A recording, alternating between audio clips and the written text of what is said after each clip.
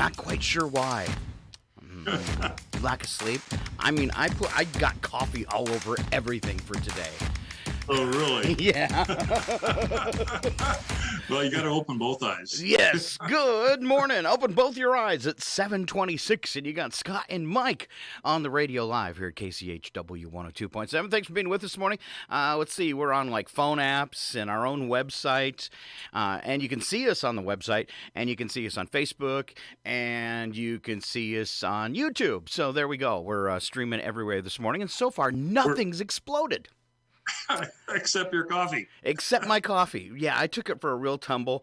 We've got this we have to have a phone that doesn't ring in the studio. So we've got this really cool 80s neon phone. Remember the square ones?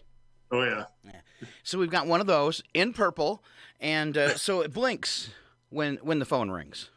And that way it doesn't interrupt us on the air, and you can see that the phone is ringing and all that kind of stuff. So the guys use it primarily at night for the request line. Oh, okay. Yeah, and by the way, if you want the request line for I know our nighttime shows are on hold right now for a couple more weeks, but it's 6626.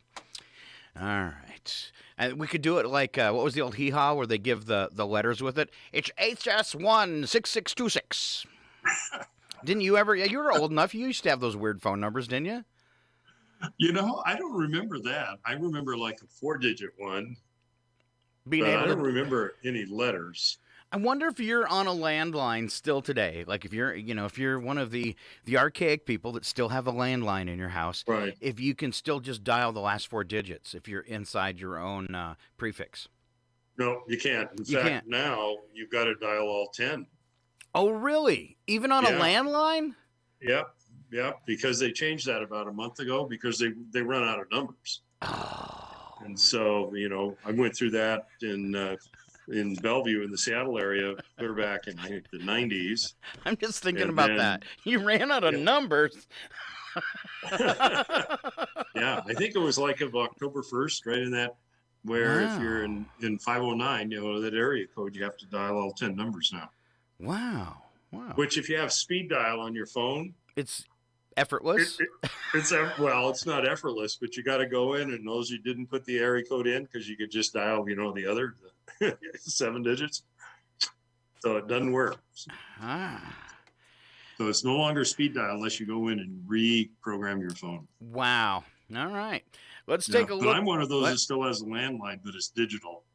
Oh, really? So you get it through like Spectrum or some kind of internet providing? Yeah. Oh, okay. All right. Yeah. So I guess I don't really have a traditional landline hardwired. I mean, theoretically, what I could do is I could just take my phone and go anywhere with it. And as long as I have an internet hookup, people could call me and I could call out. Well, I kind of switched it too because originally we had to have a by law hard line for the radio station, local number. And so I'd gotten one for the request line, but I'm paying like $100 a month for the request line. It's ridiculous because it was a landline. And then when Obama passed that law where you could port your phone number and you keep it forever, that they couldn't make you change it. Then I switched to an AT&T home phone. So it's basically like a cell phone that sits on the desk. It's like a modem, but it's just for a telephone, okay? Right. $15 a month, and I was able to transfer the 935 number. Huh. So so our request line is actually an AT&T home phone, and we're saving $85 a month. You got to do those kind of things with a nonprofit. Oh, yeah. Well, you got to do that, I think, in any business. I know that once we got Charter up here at the golf course, we were able to go digital on the phones for the golf course. And our phone bill went from like $900 a month down to $425. I just wanted to share that because if somebody's like hanging on to their landline because it's a 935 number and dropping a lot of coin, you can go through like AT&T, Straight Talk. I think Verizon even does the same thing and get yourself a really cheap home phone and keep your phone number. I think that's awesome. Keep your phone number. Keep your phone number. No, it goes with you no matter where you live. It's kind of awesome. Although I have a horrible thing that happened to me. I had something for sale on Craigslist. And I should have been able, I know better than to respond to a bot. And I should have been able to tell it was a bot, but I'd gotten a bunch of texts and I was in a hurry, and it was one of those, do you still have it? But I didn't realize that the text that was sent to me was exactly like the title of the ad with a couple more words attached to it. And once I responded to it, I didn't start getting advertised or anything. This particular person who has developed this software, he harvests phone numbers from places like Craigslist, and then he starts spamming you with text. But it isn't to make money or anything. It's strictly harassment. I get about 100 or more texts a day, all from random numbers, so you cannot block them. Really? If that makes sense. I mean, every time I get a text, and they say gibberish, like they'll say complicated, noted, not. And you're like, what? So there's not even a link to click or nothing. It's just strictly harassment with goofy words trying to get by any filters you would have. Texts, yeah, it's horrible. So I'm actually going to have to change my phone number, and everybody in town has it, so I hate to do that. Right. That's just, what a horrible person. I hope his house burns down for Christmas, and I mean that. Here's your lump of coal. And I think if I knew where his house was, I'd go. I'm so tired after more than 6 months of getting 100 texts a day, I would burn his house down. Well, it's probably automated. Oh, it is. It is, because one time I thought it stopped, but apparently his computer must have locked up for a few weeks and he didn't notice. Okay. Whatever. Well, maybe he was hooked up to an Amazon server and he lost it all yesterday. Oh man, no, I was still getting them this morning. So okay. But they have stopped at times where I thought, his house did burn down, and then it doesn't. And then they start up again, and I'm like, where's my magic? Well, the one that gets me is when they use a ghost number. Oh yeah. Because I normally will not answer the phone unless I recognize the phone number or it tells me who it is. Yeah. But if it comes up a 905 or not 905, 509 with the 935 or 933, you're gonna answer it, right? You think it's I'll a buddy? answer it. Yeah. Because there are people trying to get a hold of me and things like that. You're an important guy. Well, I don't know about that. Oh, just take it. Yeah. Well, I answered one yesterday, and when you answer it, it's just silent for a minute. Yeah. It's okay. It's a machine catching up with the.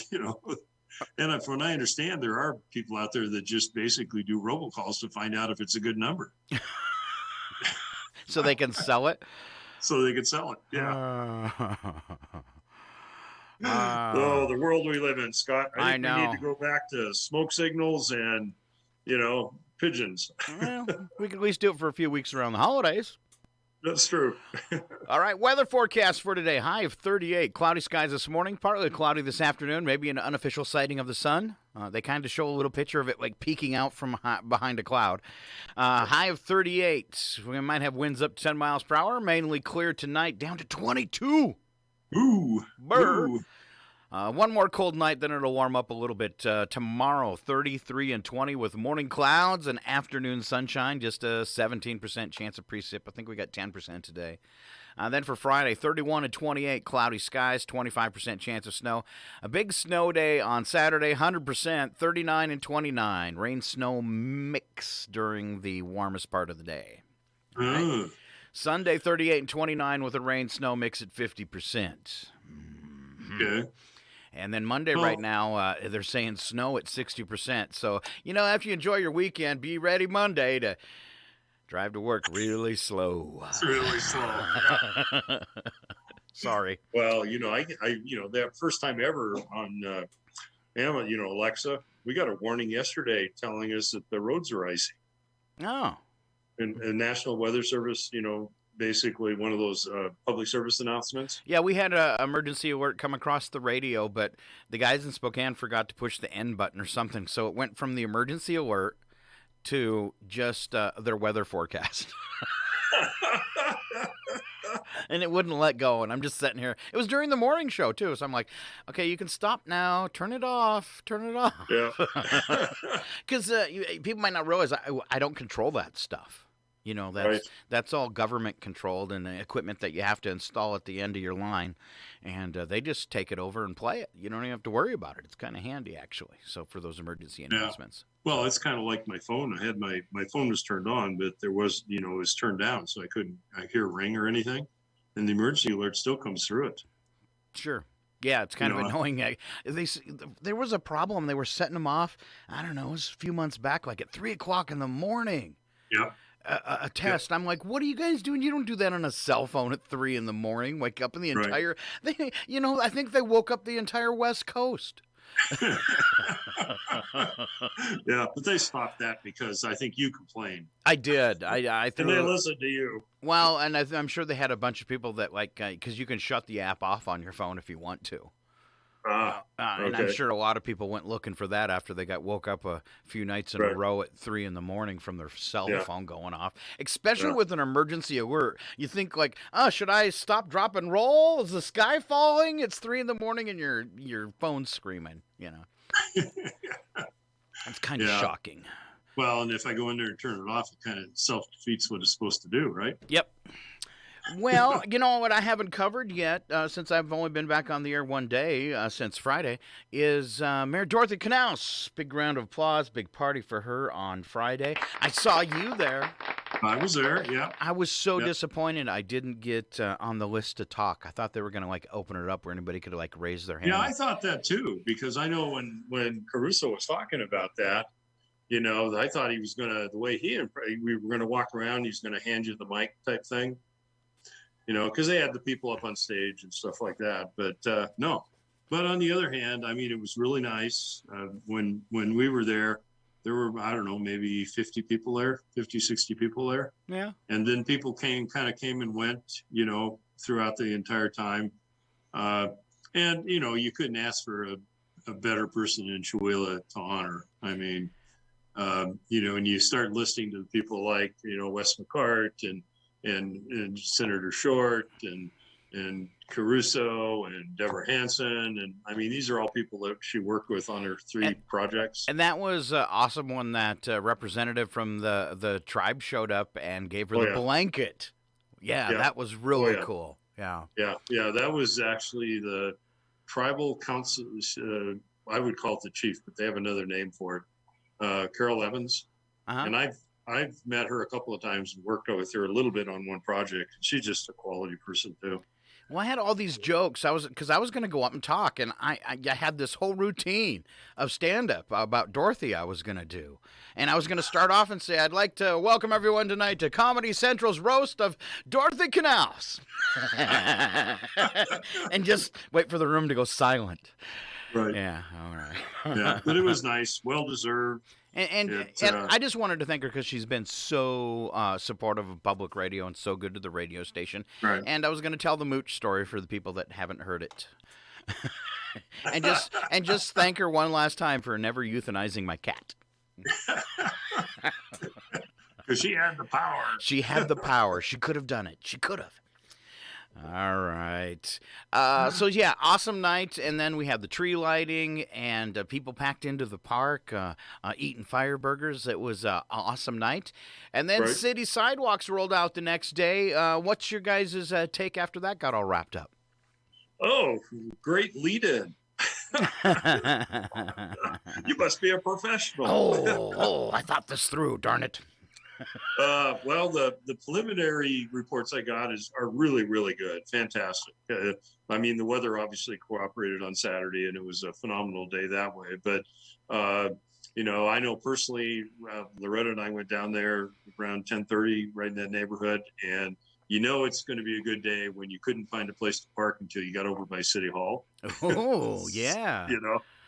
So, but just I've talked to a couple different vendors, and they're really, really pleased. I talked to Brad Schaefer, the honcho for the farmers market we had on last week, and he said it was phenomenal. The artisans and the people that were involved in under the big top, as I call it, were all very, very pleased. I know personally that I walked in there with some money in my wallet, and walked out of there with a wallet a little bit lighter. So I did my part. All right, shopping local. So citywide sidewalks, big success. You'll do it again.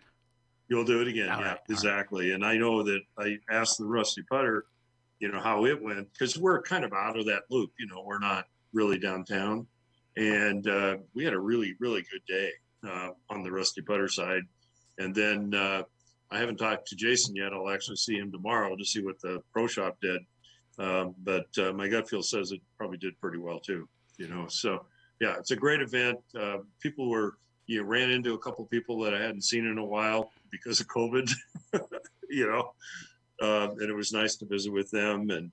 And I was able to pick up some of my favorite eggnog from Clover Dairy, and they're at the farmer's market all the time. So if there's no really farmer's market, then you've really got to be able to go out and pick it up from them. But no, it was really good. I mean, I talked to Sandy a little bit yesterday, and it was overall, as far as we can tell, it's fantastic. And I'll be at the chamber meeting this Friday. So, there'll be a report that comes through there. So we'll probably have more particulars next week where we can collect the numbers.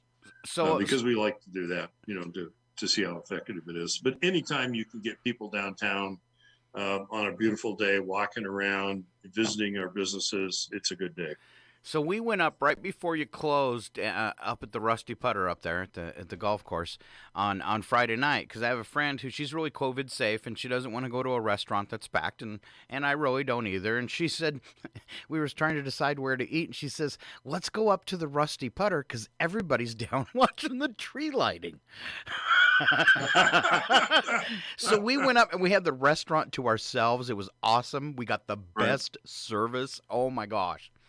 The little gal waiting on us was awesome. And I think a couple other couples came in, but the room's so big, it's like they're on the other side. We're like waving, going, hi. Yeah. Is your food good? Yeah. Well, that's the one advantage we have there is that's a big dining room. And as you saw, the tables are pretty well spread out. Because we limited the number of people that can be in there at any one particular time to the number of tables that are out there. So they are really spread out. Some guy played around a golf through the restaurant. Is it a little miniature golf? Yeah, putt. But yeah, and our Brittany Jones does all of our pies and cheesecakes, and right now we're doing the cheesecake thing through Christmas. And I asked her how her first weekend of cheesecakes went on Sunday. I saw her on Sunday, and she says, I got 15 people order cheesecakes on Friday alone.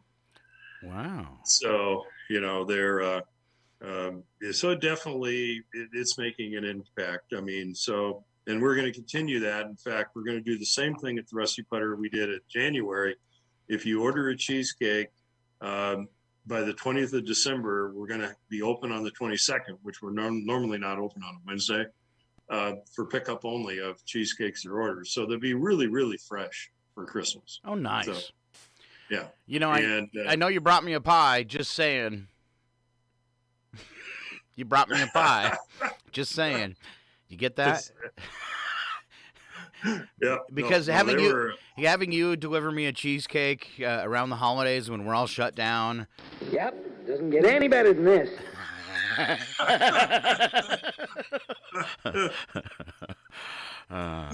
Well, and they're very good. I mean, I haven't had one of the cheesecakes, but you're right. I've had a couple of the pies, and the pies are phenomenal. Mm-hmm. I mean, so although on one of the cheesecake, it's called a turtle.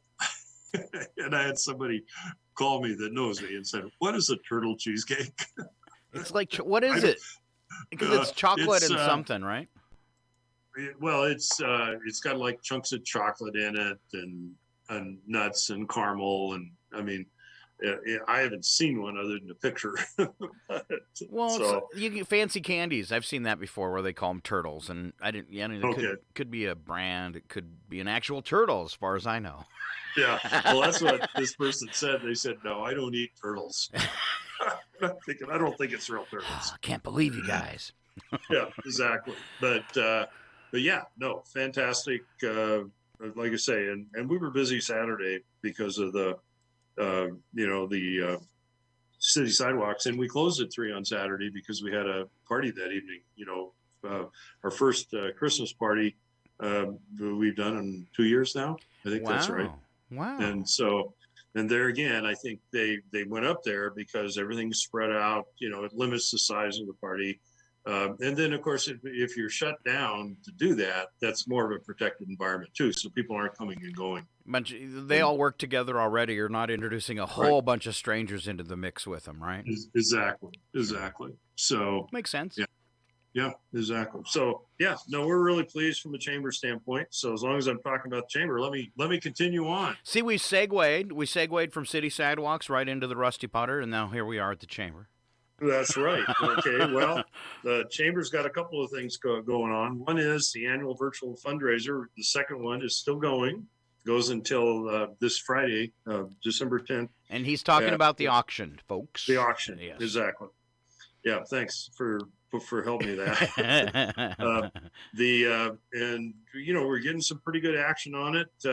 You can go. It's really easy to access it. You just go to Chihuahua.org, which is the Chamber of Commerce website. And right smack in the middle of it, you click on it, and it'll take you to the auction, so you can look at the items. And they're all over the board. I mean, there's places to stay. There's decorative rock. Jason's got a really great package, especially if you're a new golfer with a 9-hole season pass, some clubs, and a bag. So if you're just starting out, it's a great way to get started. And I know just personally that alone, the season pass itself is worth right at $900. So the other stuff's on top of that. So, auto detail from, our pals over at Redline to, homemade birdhouses, a fun night at Mountain Market. I mean, I would encourage you to go in there. It's a great shopping list, I guess. And the list will go away as of 10 o'clock on Friday. Okay. It's kind of cool because I went in and I've got a couple of things that I'm interested in. So I bid on them. And then basically what happens is somebody bids after you, you get a text and an email saying, hey, Scott, doesn't tell me who, but it's, this person just outbid you. Ooh, it'd be nice if it told you who so you could harass them. Since it's local. Exactly. So, and you can go in if you know the email address, you can see who outbid you by the email address. So if you know that email address, you know who it is. Oh, there you go. I like that. But no, it's like I say, we're not able to have the live auction. So, and we got great, fantastic, as far as participation from people with donations. And so we decided to split it into two because it would have been way too big. The first one, I think, had 38 items. This one's got 41 items. So it's something there for everybody. So go to Chihuahua.org, go right in the middle where it says auction, and you can go in and do some Christmas shopping. Excellent. You bet. Okay. And then I talked to Sandy a little bit yesterday and asked her, what else you want me to emphasize? She goes, well, you haven't promoted chamber bucks in quite a while. Oh, okay. Gilligan! So anyway, so if you got that hard to buy for person in your household or your friends, get some chamber bucks. You can get chamber bucks at the Independent, or you can get them at the online through the Chihuahua.org website, or you can stop by the office for the chamber and you can pick them up. You can get them all kinds of denominations from $5 on up. If you purchase them, they do not expire. And there's over 40 businesses in Chihuahua that accept chamber bucks. Nice. So if I didn't know what to buy for Scott for Christmas, I could go in and get him some chamber bucks and he could run over to the Oasis and get a cheeseburger. I like that idea. So now I know what I'm getting for Christmas from Mike. A cheeseburger. Chamber bucks. A cheeseburger. A cheeseburger. Well, okay, cheeseburger. Or you can use it the Rusty Putter and buy a pie. I get my own pie. Okay. That's right. Oh man. Yeah. I was trying to get another free pie, but it's not going to work out. I can tell. Or you could take it and go, spend it on a gym membership after eating all those pies. I'm going to need it. Mm-hmm. So Yeah. is the artist co-op site still going where you can buy art too this holiday It season? is. Okay. Man, I mean, that was I'm next I'm on my trying I'm list. trying to get them all in, baby. Oh, I got a whole pile of them here. Okay, yeah. The Chihuahua Artist Co-op is still online. You go to ChihuahuaArtistCoop.com, and that website will pop up. It's separate from the Creative District website. And there's a list, I think, of last time I talked to Indigo, like 40 items in there. They're all local. They're all handmade in one form or another. It's goes anywhere from art, fine arts, to there's some really cool big pillows in there for somebody that did quilting. And what you do is there again, those aren't bids. I mean, it tells you how much it is. You go in, you purchase it, and then once it's paid for, then they make arrangements to pick up, where to pick it up, that type of thing. You do have to pick it up because they do not have the ability to ship it. But it's a great place to go look at some local crafts. And in fact, they were at the Christmas fair for the farmers market. In fact, I was told they were there primarily because they had such good response to the Chihuahua Artist Co-op. They thought that'd be a great spot for people to come by and pick up things. And so, but yeah, no, it's going on. It'll actually go on until the 15th of December. And so you got a little bit more time there, but keep that in mind, the ChihuahuaArtistCoop.com, and it'll drive you right to the website. You can look through, I think there's like 7 or 8 pages of different things that are available. Okay. So on that address, is it a co-dash-op or does it say Coop? Coop. It says Coop. Okay. Well, it makes it, someone doesn't have to type it twice. Yeah, no, Coop. It says Coop. Okay. So it's ChihuahuaArtistCoop. Okay. All right. Okay. Which works too. Yeah. Well, and that confused me too. I mean, but yeah, it's a great place to go get that. So as long as we're talking about the creative side of things, I'll give you a little update on the Creative District. Okay. The Creative District, last month we did a thing we call a gathering where we asked artists and artisans and entrepreneurs to come to the port site for just a get together. It was the first one we did. We're doing another one actually this Thursday. It's been published in a variety of different places at McCunn Gallery, which is up at the Mountain Market. And it's limited as far as the number of people can be there. So you do have to RSVP. You can go into you can actually go into the Creative District website, or more importantly, all you have to do is go info@creativedistrict.com, and you can say, hey, I'm coming, and how many people, because of COVID and things like that, we're limited to about 30 people on the inside that can show up. Last month we had 15 show up, and their purpose behind it is twofold. One is we got a request from the people in that community, which is artists and entrepreneurs and makers and creators, that it'd be nice to kind of figure out a way they could get together, because just by their nature, they're independent, so they don't really see each other, even though each other exists in a lot of cases. So we started that, and it was well received. And this time around, that from a Creative District standpoint, at that point, then we collect information, because we want to be able to deliver the Creative District based upon what the artists and the public want, instead of us driving it, saying this is what you need or this is what you want. And we got 15 responses last time, or of things that they would like to see. And so this time around, we'll be doing the same thing and asking people, okay, what would you like to see? And frankly, at that point, we're going to combine them, and we'll start prioritizing what we can do. And in fact, the Washington State Arts Commission really likes that. So in January, when I have the Rural District Co-op call, I and the lady out of Langley have both been asked to talk on this call, and how that went, what's the information, how are you going to use that information, things like that. Because then what Annette Ross going to do, and she's in charge of the creative districts in the state, is she's going to put together some budget requests for the second half of the biennium, which is called the governor's budget. And with the idea that, okay, how can we support these a little bit more grassroots? So it's a phenomenal opportunity. The other thing that we got asked last time was maybe have some artists bring some work in and talk about it.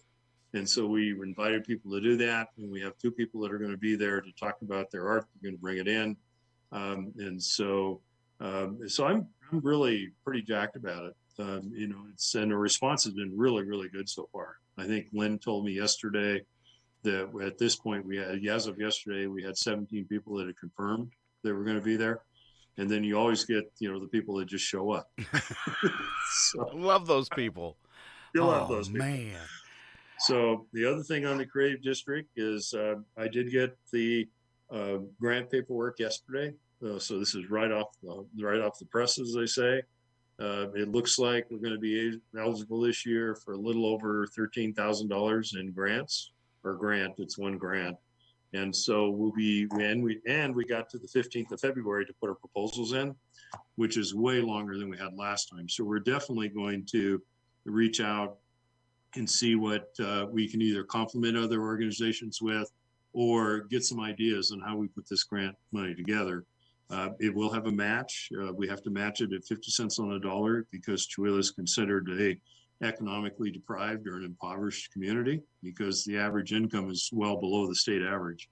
And so the grants were structured so the small rural areas can compete with the areas that have more dollars, frankly. I know it was so awesome we got picked as the poorest town in Washington again. I know it. Yeah. Bring it on, baby. Yeah. And some people, I was talking to somebody about that and they got kind of irritated and said, no, wait a minute. That works to our advantage. It does. It really does. Exactly. All right. Good mornings on Facebook from Ron from Omak, checking up on Chihuahua, and Chuck Ritchie, our buddy Chuck Ritchie. Good morning, Chuck. Yeah, good morning, Chuck. Yeah. Chuck's been under the weather, so best wishes for Chuck. All right. Yeah, best wishes. Get healthy. We miss you. Yes, and we miss you on Thursdays. We can't play the Three Amigos sound effect intro. Man. All right. Did you have any other public information? I got a little bit over here. Well, I've got one other thing from the chamber. I just noticed we have a new website at the chamber that I think it's really cool and it's starting to get a fair amount of traffic. It's called experiencechihuahua.com. Our good friend Kat Books works with our the magic committee, the marketing committee, and put together a website that's nothing but activities you can do in the Chihuahua area. And so it's a great, cool website. So when you got a minute, you might want to go in there and look at it. It's still under the beta test. So when you look it up, it'll say Experience Chihuahua WordPress, because it's still on that beta test on the WordPress format. Okay. But it'll take you right to that website. And if you got somebody coming to town or you're just curious and you're new to town and you want to know what to do around in here, click on that and it'll bring it up. And it's got hunting and fishing and skiing and golfing and hiking and trails of all kinds. And I mean, it's really, there's a lot of effort put into over 6 months building that website, and it'll be continue being refined and built on as we build out that marketing side of the community for the chamber. In fact, we're using that for the Selkirk Loop. A lot of people, if you don't know what the International Selkirk Loop is, it's basically a travel guide or a loop that goes up into Washington, up into BC, clear over into northern Idaho, and kind of comes around. And some people think it misses us, which it really doesn't. It goes up the Pend Oreille, but Chihuahua is considered what they call a super side trip. And so I remember that from the 70s. Yeah, super side trip. That's how I found this place. So we redid what we're doing with them this year to really promote Chihuahua as a super side trip. We're in the map. It's got the Experience Chihuahua, the QR code in there. So that's another thing you can do is stop by and you can get some free coasters from Sandy that have that right in the middle of it. In fact, I'll get you some somehow. Yes, please. Bring the free coasters. Free coaster, yeah. Well, believe me, they're not free once you figure out how much these things cost. I'm sure. But that's okay. I don't need coasters, man.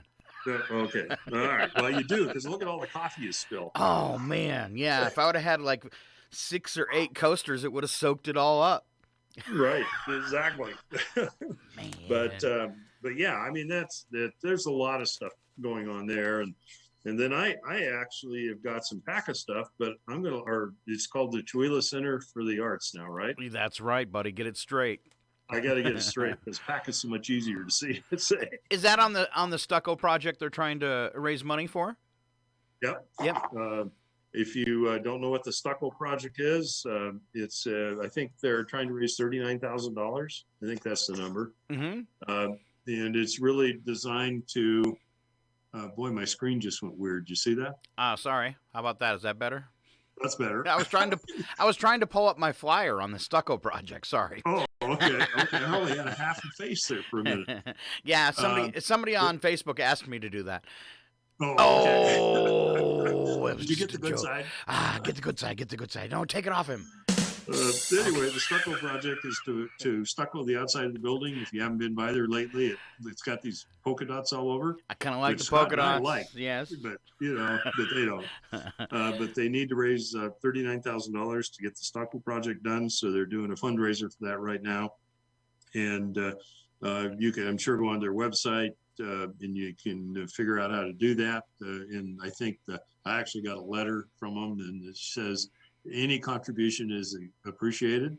So, and they're a phenomenal organization. I mean, it's unreal what they're able to produce, out of that building and I've been here a relatively short period of time, just watching them grow. Yeah, So, we got a postcard from Kevin Costner says, "If you build it, they will come."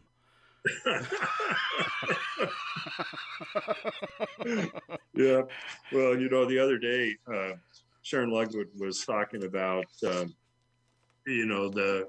Tom Bristol put together a 15-year plan. And Sharon looked at Tom and said, "Tom, 15 years isn't going to work." We need to shorten that up so I can enjoy it. Yeah, that's right. Uh-huh. So help Sharon shorten up the timeline to finish it. I'm the same way with getting back to the moon or to Mars. Could you speed up the timeline? Because the way you guys are shooting, I'm not going to get to see it. Well, you did see where Elon Musk just sold his last mansion. Oh, nice. Oh, yeah. And the purpose behind that is to sell all of these real estate properties so you'd have the money to build a Mars colony. Okay. In fact, he now he's living in a $50,000 house on a SpaceX project or property down in Texas and renting it. Nice. So you just need to get to know him a little bit so you can be one of the founders of the Mars colony. Oh, yeah, I don't think they'd take me. They wouldn't, huh? No. Okay. No. All right. Okay. So Are you all anyway, wrapped up there, buddy? Well, I got newsies. Okay, well, okay, that's because that's what I was going to do, so keep going then. Okay. Extra. Exactly. And if you were downtown on Saturday, you saw newsies all over town. And now you can see it beginning Friday, opening show 7 p.m. at That's the Chihuahua right. Center for the Arts. Yeah. Hottest ticket in town. There's very few tickets left available online, so hurry up and get those. And but Acres and Valley Drug have them, and Kevin Herta actually sent me a message last night saying they better hurry up because I think we're out of the Friday night show, or we're getting close to being out of the Friday night show. So it looks like a sold out event. What was really impressive to me was when Sharon, maybe it was Catherine Patton, one of the two, said there's 40 kids in this production. If you haven't had a kid go through the Stage Time Theater School, just going to pick them up, you're amazed and you're like, wow, how do they control 60 children? Well, that's the first thing that went through my mind. How do you, it'd be like herding mooch. Yeah, it is. Except there's 40 of them. Well, they range in age from, they've had kids as young as 3 and 4 in a play. I remember one of them, and I can't remember what the play was. Maybe it was Alice in Wonderland. They had my youngest, Sammy, on a serving platter. in the play. They actually brought her on a platter. So they've got kids from just a few years old all the way up to 18. So it's quite the mix. Yeah. So I want to give out the times. I don't know if you have those in front of you. I don't have those. Okay, so go for it. good. So Friday it starts 7 p.m. showing, and then on Saturday you have, get this, what these kids do. They do a play at 10 a.m., 2 p.m., and 7 p.m. That's crazy. That's crazy, yeah. Exactly. The adults don't even work that hard in their plays. Come on. And they're young. And then on Sunday, 2 and 7. 2 shows on Sunday. So get out there and support the kids. Tickets $8 in advance, $10 at the door. I'm sure they're doing the extra showing because of COVID, because they do socially distance the theater. Yeah, they do. And if you're concerned about that, Sharon actually talked about that. They follow the Tri-County Health guidelines for groups. And you cannot take your seat and take off your mask. They will come talk to you. Yeah, exactly. So just be warned. Be prepared to wear your mask. Tickets at Acres and Valley drug stores. Absolutely. All right. And then what else do I have here? Oh, and they're starting to build stuff for January. So as I get that and you get that, we'll promote that. I do know they have one show already in January. It's a dinner show, actually. So I'll have more information on that next week. And then you know Kat Brooks, don't you? Oh, yeah. Okay, our good friend Kat Brooks is having a book signing in Colville, and I know you reach into Colville and steal some listeners up there. And so this is coming up on the 11th at 11 o'clock at the Oak Street Artesian Market, and she'll be signing books and calendars and educational books. And I mean, she's a really quality individual that does a lot for Chihuahua. She does. She got the time to do that. And by the way, all these things are on the Creative District Facebook page. As we're building out the Facebook page, we're starting to build out a community calendar. In fact, that was the number one request we got from the gathering, was to build a centralized community calendar. So that's going to be on our docket after the first of the year to get that done. It's not as easy as you'd think it is, as you know. No, it's been tried a few times. Yeah. And, it's only as good as the information that's fed to you. I think on this one, what we're going to attempt to do is allow people to put events on the calendar, but then have it monitored so inappropriate stuff can be pulled off of there. Because something will end up there. Yeah, somebody will put something on there. So but anyway, so we've got that. What else I got here? I've talked enough, I think. Wow. I've never heard him say that before. Well, I'm gonna finish it up with chamber bucks. Chamber bucks. All right, good job. Thank you so much, Mike. Big round of applause for you. All right. Staying on top of everything happening in Chihuahua, or at least half of it, because the only person that truly knows everything that's happening in Chihuahua is Sharon Ludwig. That's so true. Sharon, pull out your book and tell me if this is a good day. All right. I just wanted to mention out of the Independent last week, very cool, was the Chihuahua. It was nice to hear about, because we had somebody in from TED, and they talked about the Chihuahua A to Z Forest Health Project, right, and a plan that as logging companies go into the woods, they always leave a trailhead and a parking spots and that kind of stuff, and that over the next 10 years, 80,000 acres of forest being opened up, and Chihuahua being the gateway, and there's a little story in there. It's moving ahead, so that's good news. It is, actually. That was a project that started a couple of years ago, and there's a document out there called CARPE, Chihuahua Area Recreational Planning Effort. Is a direct result of that. And Josh White was in at the chamber meeting on Friday morning and talking about the A to Z project. And everybody's pretty excited because they've got the contractor in place. They're about done with the environmental studies. And it's not only a fuel reduction project, but it's also got a really nice recreation element built into it. And so if you see any public meetings popping up on that over the next couple of months, because I think they're planning on starting that project in the middle of next year, then definitely if you got any questions at all, I would attend those public meetings. It's one of only two that have ever been done in the United States, by the way. The other one was done up at Mill Creek, up north of Colville, and it was a smaller pilot project. Smaller, 20,000 acres, and which is kind of in my mind, 20,000 acres is small. But it worked out really well. This one's got a stronger recreational component, and it literally is at Chehuahua Dorset, going up Sand Canyon, up into the Colville National Forest, over towards 49 degrees north. And that was Silas. Silas that we had, Silas Rapp from Yep. TED that we had on the air talking about that. If somebody wants to kind of visit that, it's probably in our archives. I think probably that show was after we switched from YouTube to Facebook. Okay. So we were off YouTube for a while because I got banned, and we're back now. But so I think the interview with Silas would be in our video page on our Facebook page, where you could search his name, Silas Rapp, and find that video there too. And if you want to get caught up on what was going with that, because very cool program. We're gonna keep moving. I wanted to thank some sponsors since we were doing the public service thing. So these are memberships that came in over the past few weeks. From our fall membership drive. And this is about half of our annual budget, these memberships that come in. We fell short. We've taken a little hit because of COVID, but we've gotten a really good return this year, and I appreciate it. Brand new membership. Now, this is for the Radio Guild. So what you do is you get a membership in the Radio Guild. If you've listened to public radio or public TV before, a lot of times they'll show like a concert, and then they'll say, make a donation to the radio station, and we'll give you a CD of this concert or something like that as a gift.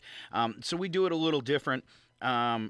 Is for our business members. They get some banners on our webcam when there's nobody in the studio, and things on our website. There's other stuff that goes along with it. They get 10% off if they want to sponsor programming, and individuals can get that gold level membership too.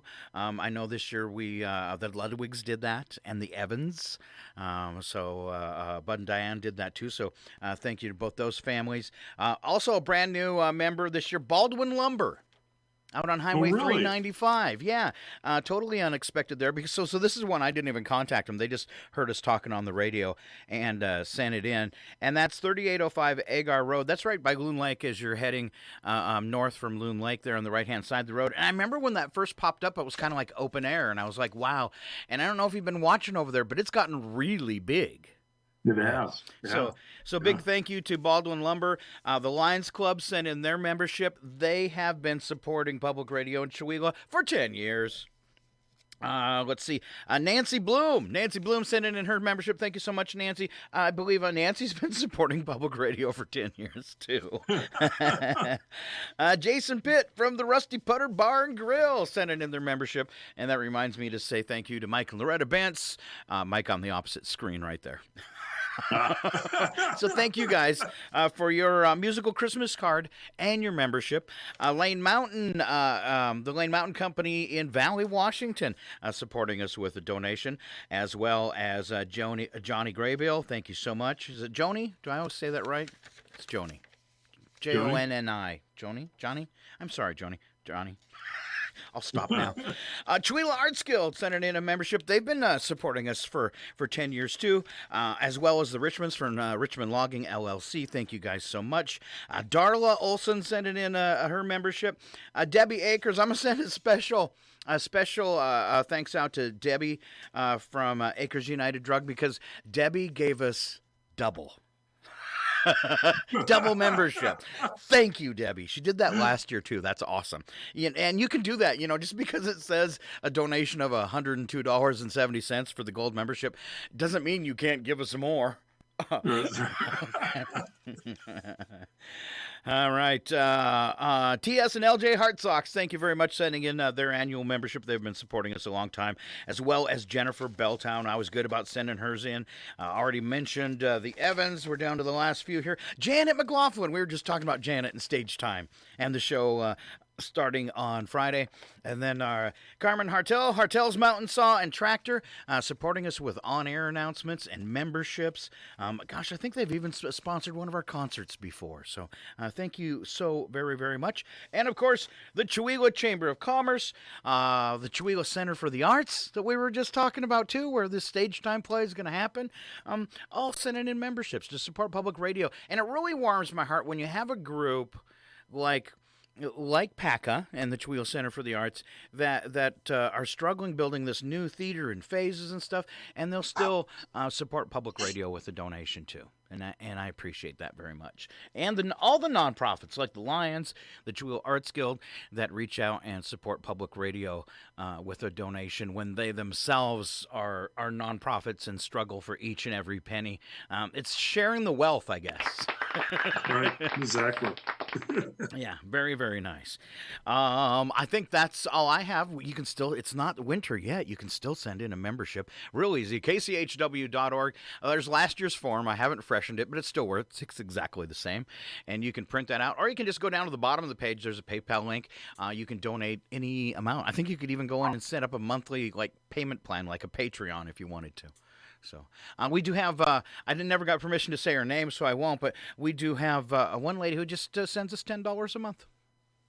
You know, and every little bit helps. So Helps. You bet. Yeah. Yep. Exactly. Well, and you know, it's going to be something we're going to have to focus on more too, because as people know, I'm getting ready to retire. A lot of people know the word spread because I have people coming up to me on the street and all the time go, "When are you leaving?" Like, could you hurry? Yeah, okay. Yeah, and I'm really excited. Got some leads on station manager position, so things are looking good. Good. All right, Super. that's the main goal is for me to slowly slide out of here and keep it local, keep the people in town in charge of the radio station. All right, that way it never gets sold out to some corporate thing. Yeah. All right. Well, you know, there's a line out there called Jewels of the Northwest. Yeah, And we're in there. Yeah. I think I'm on a KCHW is one of the jewels. Am I not on a bridge talking, or did they cut that part? I don't know. One of those KXOY videos, I got interviewed in the city park for just a comment in the video, so I'm in it for a second. I'll have to go in and watch it. I don't remember seeing you at all. Yeah, Sandy probably had him edit me out. Sandy. It probably went through it and said, "We don't allow mullets." Said, "Wow, that guy talked for 15 minutes, and the video's only 3." That's right. Which, by the way, if you've never seen that, there again, that's on the Chamber website. There you go. I got one other thing. Really? Really? Wow! Wow! Wow! All I can say is wow! What is it? Well, no, I'm not going to tell you. Oh, come on. I'm just teasing. I don't know if I mentioned this last week, but Chihuahua or Stevens County or Tri-County has been picked to do a pilot program for the Washington Tourism Alliance. Did I talk about that? You did last week. Okay. You're all getting right. old. Well, it's moving forward. So It's just another cool thing, like the creative district coming into Chihuahua, and it's gonna be good. Yeah. So I mean, things are happening. I mean, I use the tagline. People I know have gone from a "What is a Chihuahua" to "Where is a Chihuahua?" So that's what you want. You want them. We want Chihuahua to become the destination of choice for the southern gateway to the Colville National Forest. There you go. How's that for smooth? I have a prediction. In another 15 years, we're going to be like a mini super hip Sandpoint. All right, Sharon Ludwig popping on Facebook and says we do have a few adults in Newsies, by the way. Oh, all right. So I think Joel Wasinski's in it. In fact, I know he is. Joel because he did a Wasinski's thing on Facebook. I'm in it, but I don't sing, so you can come. Joel Wasinski's in every play. They should just do their template for their show. I don't know what you call those. The show when you come in and they hand you the brochure for the show. There's a name for the that. playbill. Thank you. They should just have they could just do a template for it with their logo, and then at the end put and Joe Wilzinski, because I think he's in every play. I'm just picking on Joe, but that would be cute. And Joe Wilzinski. All right, you all done there, big guy? I'm done. All right, it is KCHW Chihuahua. We got to take a quick break, and then we will be back. And Mike, you get to choose, because I don't know if you need coffee or what you got going on. 3-minute break or 6-minute break? Mike chooses today. I'm good with 3. You're good with 3. All right, we're going to hold you to that, because I know you got a bad knee. It could take him 10 minutes just to get to the bathroom. Easy now. All right, when we come back, we'll have odd news, bits and breaks, some birthdays, and a little bit more. But you got to stay right here. KCHW 102.7.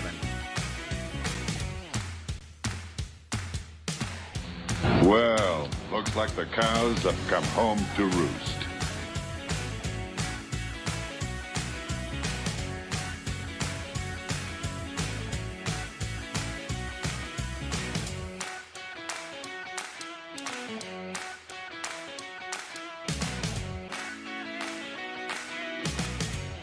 Your KCHW Morning Show, made possible by a donation from God-Fearing Brothers Auto Center.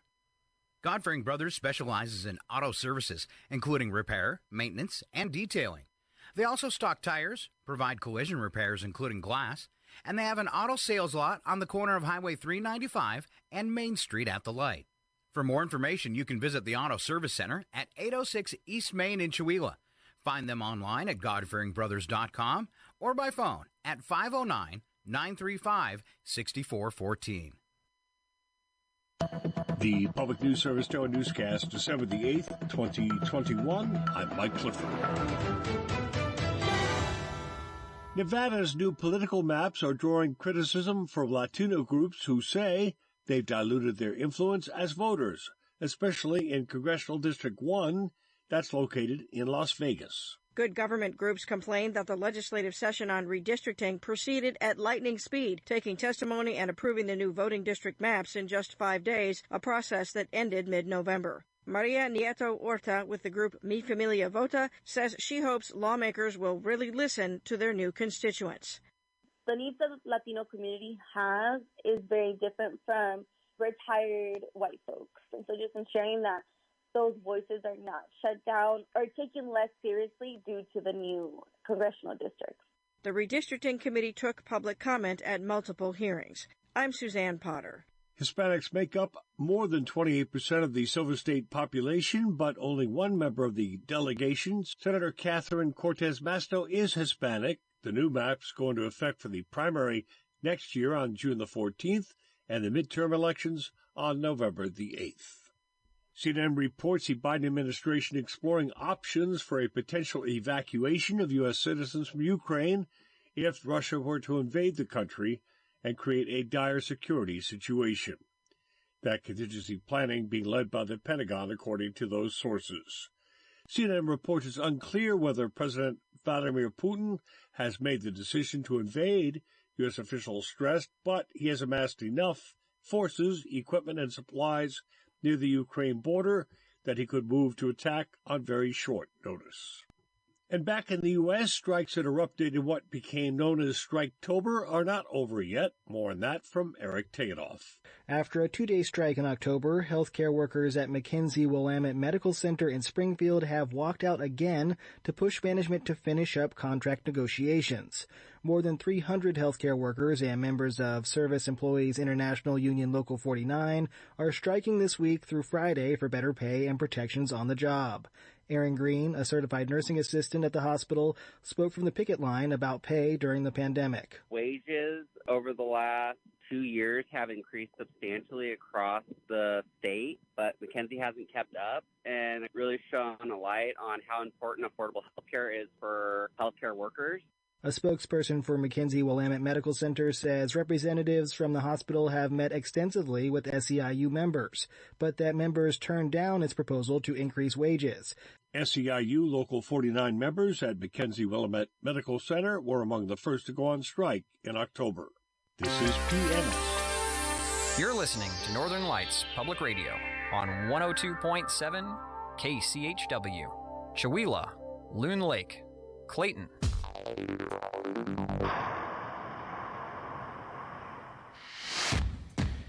You got that, Chewelah, Loon Lake, Clayton? You got that? You got it? I've heard that. Okay. Yeah. I don't think I've heard that before. All right, we got Mr. Mike Bentz live from his palace atop Chewelah. No, he's up at the golf course.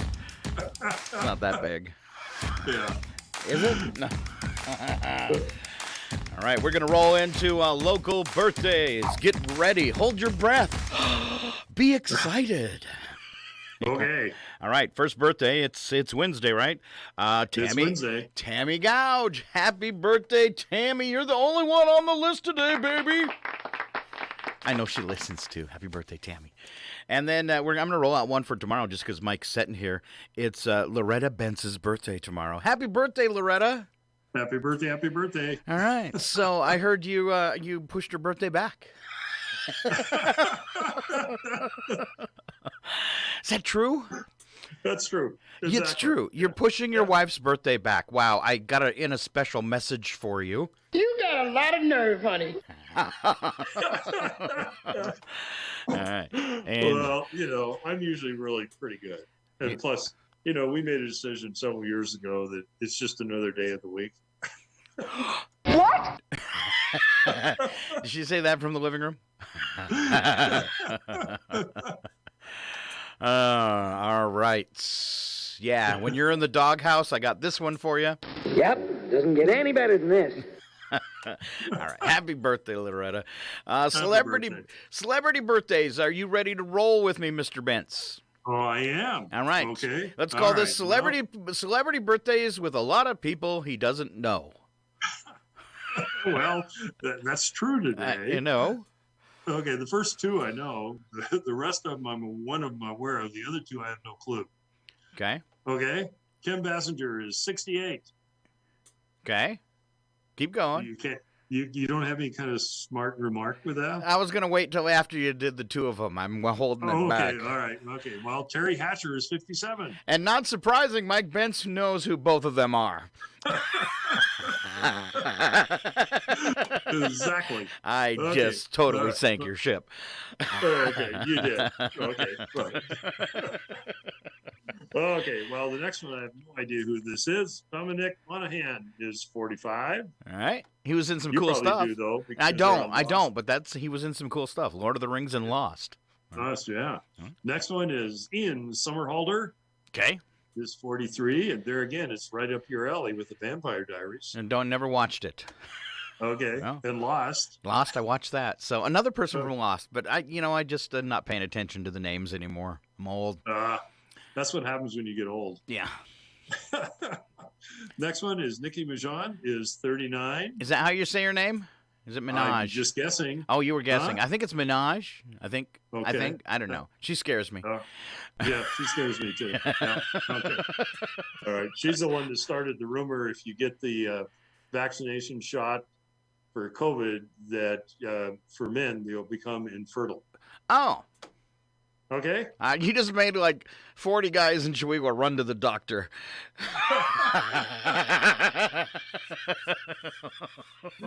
Okay. I'll take my vaccine now.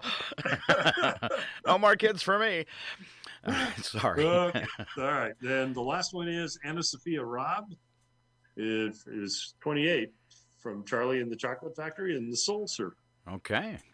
Yeah. Let's see. Other than Loretta, they were all pretty mundane birthdays. Oh. All right, I'm going to do a little history. It's for today, the 8th of December. We'll start back in 1792 when the first formal cremation of a human body in America took place near Charleston, South Carolina. Henry Lawrence, colonial statesman and signer of the Treaty of Paris ending the Revolutionary War, in his will provided, "I do solemnly enjoin it to my son as an indispensable duty that as soon as he conveniently can after my decease, he cause my body to be wrapped in 12 yards of tow cloth and burned until it be entirely consumed, and then collect my bones and deposit them wherever he may think proper." Boy.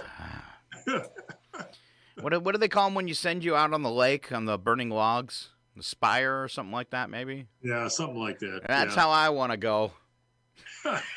Just saying. Okay. 1980, John Lennon was murdered by Mark David Chapman in New York City. 1993, the North American Free Trade Agreement, NAFTA, signed into law by U.S. President Bill Clinton, and people hate him for that. 2002, mother took her toddler son in court in Glasgow, Scotland, after officials refused to accept they had made a mistake by charging him for speeding. Lawyers, court officials, and police fell over laughing when 16-month-old J. Mac appeared in court and tried to climb into the witness chair. His $326 speeding fine was immediately canceled. Police said a man caught for speeding obviously gave them a false name, which happened to be the toddler's. I can just visualize that, actually. So maybe I'll try that. Let's see. Give me your name.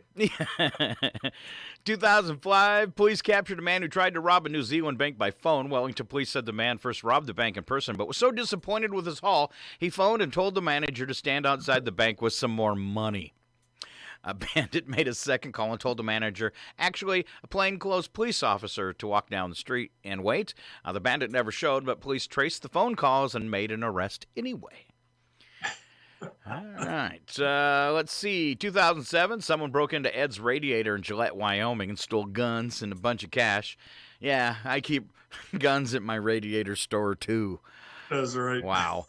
Police knew rather quickly that it was Peter Matthew Tillotson. Police knew it was Tillotson because he left behind a receipt from a different business. The receipt from a tire store had his name, address, and other info on it. Why do they always do that? You know, I years ago, I had at one of the offices I was responsible for had a break-in. And so when when you get there in the morning, you go through this, the door's all destroyed and all that. And so we called the police and they showed up, and the cop goes into the room where they ransacked the room, and he comes back with a name tag and he goes, "Does this person work here?" No, I have no idea where that came from. And it happened to be a guy that had worked for the Brown Bear Car Wash over in Seattle. And he lost his name tag while he was robbing the place. Ooh, that makes it really easy. Exactly. And not only that, but this particular car wash is like 2 blocks from this office. So it was a convenient robbery for him then, too. It was a convenient robbery, exactly. 2010, with the second launch of a SpaceX Dragon, SpaceX became the first privately held company to successfully launch, orbit, and recover a spacecraft. That was 2010. And 2011, Japan's government apologized to Canada for the treatment of its POWs during World War II. And in 2020, the UK began on this day in 2020, the UK began vaccinating for COVID-19 using the Pfizer-BioNTech vaccine. Boy, that seems like it would have been earlier than that, wouldn't it? All right, special events. The first one, wow. Yeah, you were going to give me this one. Okay. All right. Well, today is the National Day of Lard. Say it again, please. It's the National Day of Lard. Of lard. You want me to do that 3 times? Yes. It's a National Day of Lard. All right, free lard for everyone. Okay, all right. Well, this is right up for you. It's the Pretend to be a Time Traveler Day. Ooh, I like that. I could see you do that. Pretend to be a time traveler or actually be a time traveler? Be a time traveler. Yeah, I'd do that. Well, I could actually see you walk into Safeway and pretend to be one, too. I keep applying for the job, but I don't know where to send the application. SpaceX. Okay. Okay. All right. Well, today is, and everybody should appreciate this. Okay. Toilet Paper Appreciation Day. Huh. No applause? No. Oh, okay. Okay, I can find some. December 8th, on December 8th, 1857, it was when it was first sold in the U.S. by Joseph C. Gaiety. The other observance is Toilet Paper Day on August 26th, when Scott first sold toilet paper on the roll on August 26, 1871. I was waiting for that one.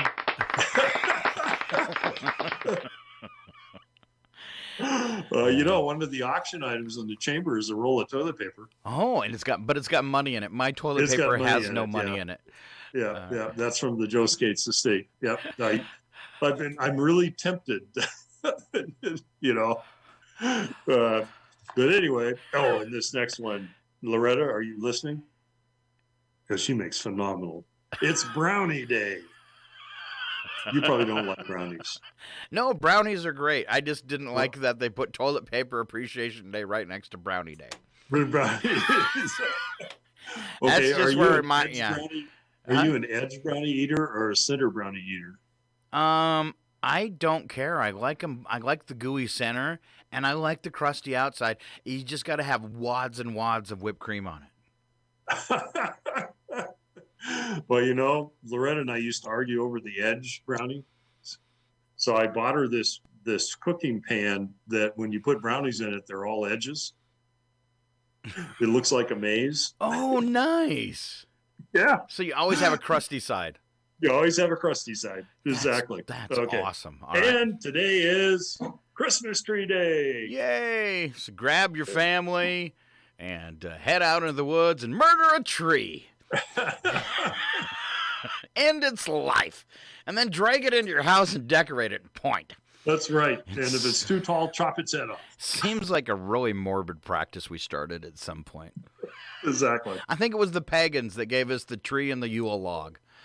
They will do everything possible to test us, but they will only test their own embarrassment. Why don't we put something in our house that'll burn it down?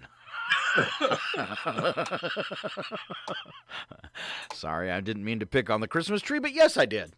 Yes, you did. Yes, I did. Yeah, you'll pick on anything. I will. All right. I love them. A number for the day is 150, and it's the years it would take to drive to the sun. Let's go now.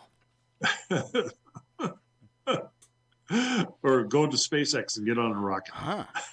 So I watched a very interesting documentary on Amazon, and it talked about how if you look at all the Egyptian hieroglyphs, the bowl with the sun in it on top of the head, and then the snake beside it, they're trying to tell us our sun is a wormhole, and that's where like the Atlanteans and I'm forgetting one of the other races that disappeared. There's like 5 of them.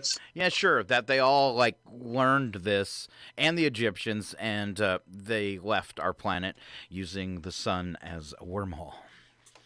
Okay. It made my brain hurt, but I kind of liked the idea. It was fantastical. But what if it's so? Do you believe in wormholes? Well, what if it's true? What if, like in Star Trek, they could propel themselves around, the sun and travel? And I mean, I know our spacecraft use that right now. Yeah. But the sun's so dense, if you could get into it and escape the gravity, how fast could you go? So, So, there might be some science there, but I don't know. Like I said, fantastical. You can find anything on Amazon. For sale, a wormhole. Yes. I have a couple. I got a couple Christmas things. Okay. All right. It's amazing what can happen when you get the entire office together and throw in a little alcohol. Because you said you have a Christmas party coming up, right? Right. Well, we have them. Okay. Okay. Here are some strange but true things people have actually done at office Christmas parties.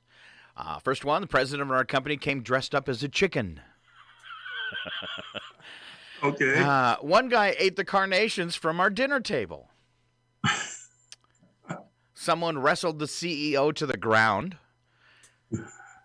Someone jumped into a giant bowl of Jell-O. Well, that's just fun for the holiday party. That's right. One employee ate 100 fish sticks to win a prize. Someone started a food fight at a holiday party where everyone was dressed up. That's kind of fun, too. Yeah. One employee came to the party dressed like a bear. And one employee fell asleep in the bathroom of the restaurant and got locked in after it closed.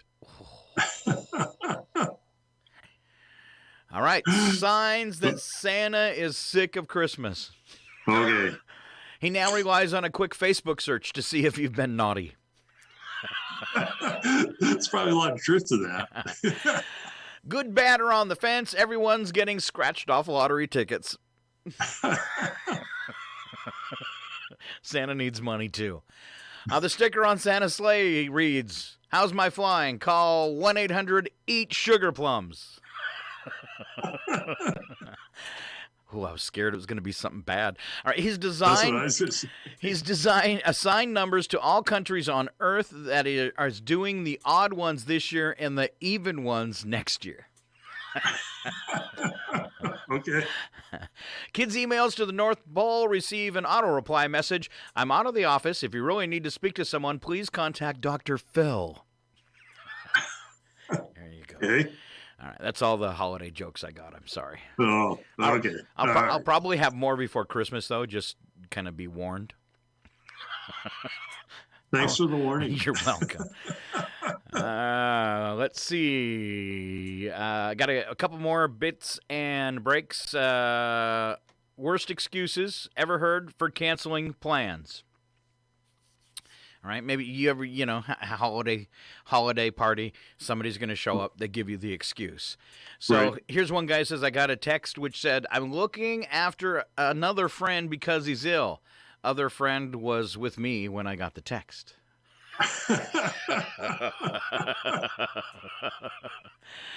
My friend bailed on our trip to Las Vegas the night before, saying she didn't know when we booked it and that it was hot there. Their grandma died, and I'd already went to both funerals for both of his grandmas. Here's another one I posted. I had just started dating a guy when he called me to cancel our date for the night. He said, hey, I'm so sorry, but I can't go out tonight. My dad made soup, and I was eating some, but he forgot to take out the bay leaves, and he gags. And I swallowed one. Oh, God, I can still feel it. It's all good. We're married now. Okay, that was weird. Here's another one. Sorry, I can't make it. I just don't want to go, which is also the best excuse. That's right.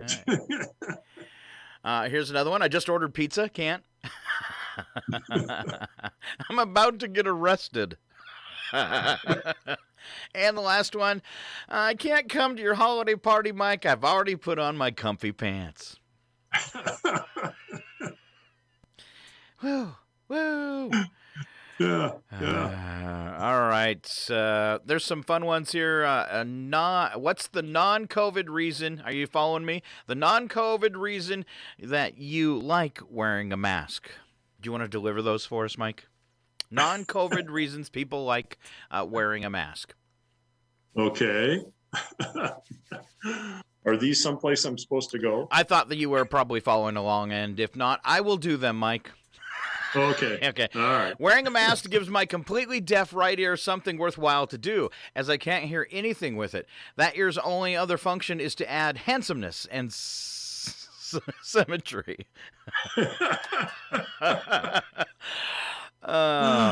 Okay. And that's kind of true for me. I only need my right ear to hold the mask on because it doesn't do anything else. All right. Another reason to wear a mask, nobody notices if I didn't shave. All right. That's true, actually. Yeah. All right. And this spring, I was happy to wear it because I have pollen allergies, and the mask helped a ton.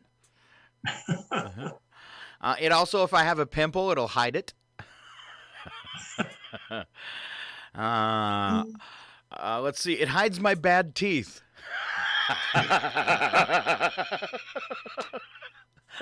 That one wasn't mine. All right. I can talk to myself without people seeing my mouth move. Another person posts, it's nice and warm in the winter. I'll go with that one. Here's a lady who says I don't have to put on a face full of makeup because I'm wearing a mask. And the last one here says, oh no, there's two more. It allows me to make faces at people who annoy me at the grocery store without repercussions. And the last good reason to wear a mask, if I'm not feeling a Tinder date, I just put my mask on for the walk back to the tap, and I don't have to worry about him going in for the kiss. All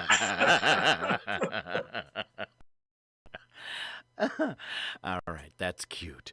I'll keep things moving this morning. Are you ready to cook and do the dumb stuff, Mike? Okay, let's do the dumb stuff. Slap some bacon on a biscuit and let's go. We're burning daylight. It's the world of strange. A world gone wacky. Out here, due process is a bullet. And some of the scariest people on the planet. I think you're bluffing. Be afraid. You know, you look mighty pretty when you get mad. It's your odd news on KCHW. Just sit back and enjoy the show.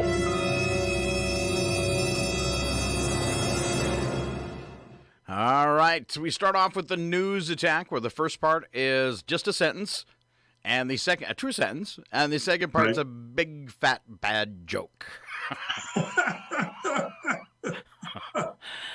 Oh, Scott, have you ever been to Pittsburgh? No, I haven't, Mike. Oh. Tell me about Pittsburgh. Oh, okay. Well, you know, a study found that Pittsburgh is the dog poop capital of the U.S. Why do I believe that? Which makes it okay to call it Poopsburg. Oh, you know they're getting beat up with that one. You know they. Oh yeah. All right. A New York City couple pulled their $105,000 Tesla to the side of a busy street so the woman could give birth in the front seat of a luxury car. More on this story later. Ironically, though, the cost to give birth in a New York City hospital is also $105,000. Oh, okay. Well, you know, you heard of this guy named President Biden? Yeah. Sleepy Joe. Sleepy Joe. Okay. Anyway, President Biden warned Vladimir Putin not to invade Ukraine. Yes. Especially during his scheduled 2 to 3 p.m. nap time. Wow. That's the same time I nap. Me too, actually. Actor Michael Sheen says he's now not for profit, donating his movie earnings to the less fortunate. In other Hollywood charity news, the Kardashians have pledged to donate a local food pantry any and all dinner leftovers rejected by their cats. Okay. All right. So I don't. Who's Michael Sheen? Because if I don't I have know no him, idea. I was yeah, trying to think of that. maybe that's not a good idea, buddy. Because nobody knows who you are. Oh, I talked about this earlier. Yes. And Amazon caused some websites to go down Tuesday. Okay. Well, one of them was MySpace, though nobody noticed. Is that even still around? It is, but nobody goes there. Oh, okay. It turns out Viagra is linked to a lower risk of Alzheimer's. That is some uplifting news. Oh, okay. You're probably one of these people. You know, 52% of the pet owners plan to buy their animals a holiday gift. Yes. Okay. Well, the other 48% of pets who won't receive a gift will leave you a present in your favorite pillow. Oh. So what are you getting Mooch for Christmas? You know, I'm not buying anybody anything for Christmas. Bah humbug. Ooh. No, I have not put Mooch on the list this year, but she will, I'm sure, have a buffet of treats. Okay. It's time to go holiday shopping. You know, you spent too much on Christmas last year when you pull up to Walmart, and this year the manager offers to park your car. Hey, it's that lady.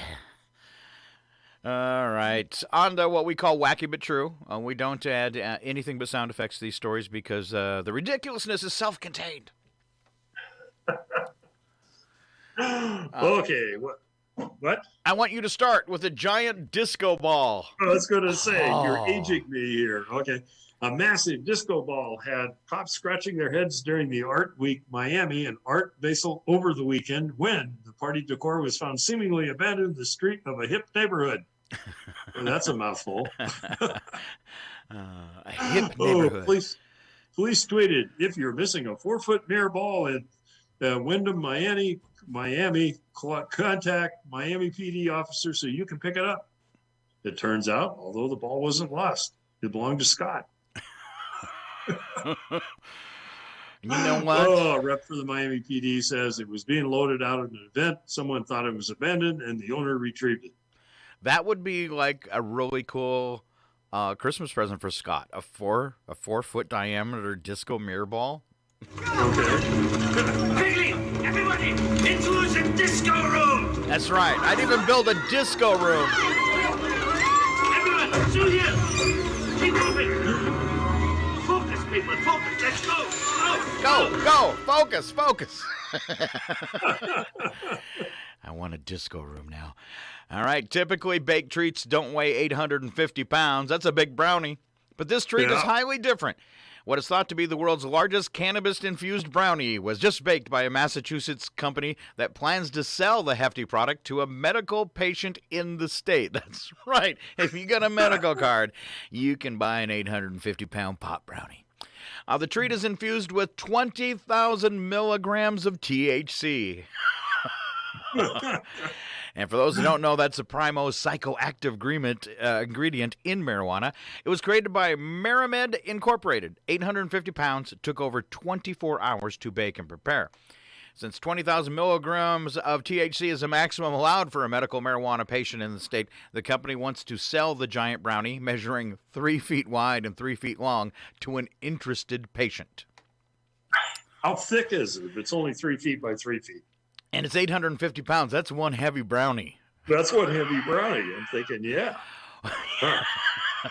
Okay. All right. You're thinking, yeah, that's enough for me and my friends. I like how you said that. I'm thinking of 20,000 milligrams of THC is the maximum allowed. I'm thinking you're thinking an 850 foot brownie, or a pound brownie. You don't care what's in it. I'm getting hungry. Wow. Wait. I got one for this. Hold on. But I am stoned. That's a big brownie. Wow. Okay. Who's blowing out candles anymore? I don't want to. All right. Now that we know COVID and a gazillion other viruses and germs spread and hang out in the air forever, just thought of anyone throwing their spit on particles over a cake is nasty. But apparently not everyone got that memo. A Utah mom's birthday celebration turns disastrous after she accidentally set her hair alight while trying to extinguish the candles on her cake. Luckily, everyone is okay, just some minor injuries, and it singed her hair. Oh, nobody... What? Why did they just say set her hair on fire versus a light? He's trying to be fancy, I guess. Is that what it is? Her hair was alight. Okay, it was on fire. Nobody really noticed her hair was all singed, though. They were making fun of her for other reasons. Where did you get that dress? It's awful, and those shoes and that coat. Jeez. All right. Here's a woman. We covered this a few minutes ago, just briefly, but we'll give you the full lowdown because why wouldn't you want it? A woman gave birth in a luxury Tesla in Manhattan on Sunday after getting stuck in midtown traffic on the way to the hospital. The winged doors of the fancy black X-model electric car came in especially handy during the labor-intensive situation by making it a little easier for the mom and her brand-new baby to eventually transfer into a gurney. Minutes before the birth, expectant woman and her husband had flagged down cops as traffic came to a standstill. The couple's Tesla has a price listing of $105,000. The mother and child, a girl, were transported to the hospital. Both are in good condition. And, the nice thing about this is he's going to have a story to tell his kids. He goes, yeah, when you were born, you ruined my $105,000 car. It's such a fancy car, though, and then it's black and sleek, and it's a sports car, and it is fancy, so one guy didn't even realize there was a birth going on. He pulled up. Pardon me, do you have any Grey Poupon? Well, we will in a week. All right, maybe that wasn't good. All right, hey, I do have this for us, though, and that's your odd news for what day, Mike? Wednesday. Great job, team. Head back to base for debriefing and cocktails. That's what we're doing. No, I'm kidding. Yes, Mike. Yes, Mike? Yes, Mike. We're wrapping up the show. What do you want to tease? Chamber bucks. I knew it. If you've got that hard to buy person for Christmas, or you just want to give something special. That's right. Give them the opportunity to shop in 40-plus businesses in Chihuahua. Yes. With Chamber Bucks, available at The Independent, online, or at the Chamber office in all denominations. You know, they call it Giving Tuesday, but here at KCHW, it's Giving Wednesday. That's Giving Wednesday, because that's when we do our nonprofit lowdown. Don't forget some of the things we talked about during the first hour. Support our Chihuahua Center for the Arts. They got the stucco project going on to put stucco on the outside of the building. Need to raise like $39,000, I think you said, Mike? Yep, $39,000. Yep. All right. Hands Across Nations has their online auction going. They couldn't do a dinner this year either to support their work in Uganda. Their auction going on till the 10th. Now, the Chamber's auction also going on till the 10th, right? Correct, yeah. And you can go to chihuahua.org, which is the Chamber website, and you can access the auction right in the middle of the website. And there are 41 really cool items on there. So you want that unique gift. It's the auction finishes up on 10 o'clock Friday morning, so plenty of time for Christmas and picking it up so you can get it wrapped and sent to Santa Claus for delivery. All right. And then Janet McLaughlin Stage Time Theater School is at the Chihuahua Center for the Arts this weekend with 6 shows of Newsies. Fun starts 7 p.m. Friday night. Tickets available at Acres and Valley Drug. And also might be some left online. So check that out. There is. Right. And then on top of that, we have the Chihuahua Artist Co-op.com, where you can go shopping virtually for unique items that are put together or I hate the word manufactured, created by local artists. They go anywhere from paintings to pillows to you name it. I believe there's about 40 items on there. And there again, that goes to the 15th of December. And once it's over, then they'll arrange pickup. So you can have that in time also for those special people in your life, too. All right. Thank you very much, Mr. Mike Bentz from the Chihuahua Golf and Country Club, or at least close to it this morning. You're at home, right? I'm at home. Yep. Big round of applause for you for being here. All right. Thank you, Mike. I'm Scott, and you are who? Mike. Loretta's husband. And he has a birthday tomorrow. Yes. Happy birthday, Loretta. And thank you for being here and listening. It's KCHW 102.7. Have a great day. We are two wild and crazy guys.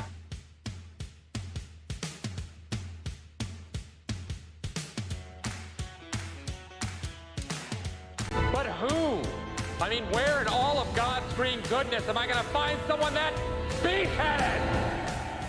Yep, doesn't get any better than this. Quickly, everybody, into the disco room! Well, looks like the cows have come home to roost. I haven't cried like that since Titanic. Where did you get that dress? It's awful on those shoes and that coat. Jeez.